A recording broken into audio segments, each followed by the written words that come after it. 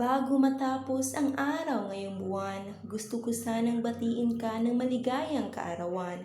Naway dinggin ng Diyos ang iyong mga kahilingan at mapagtagumpayan mo ang iyong mga pinagdadaanan. O aking mahal na kaibigan, gusto ko sanang malaman mo hangad ko ang iyong kaligayahan. Di bali nang ako'y masaktan, basta't gusto kong malaman mo ako'y andito lamang. Hiling ko sa Diyos na siyang makapangyarihan, pagtagpuin ang ating mga landas sa lugar na di ko pa alam kung saan. Kahit saan, basta't ikay makita lamang at malaman kung ikay nasa mabuting kalagayan.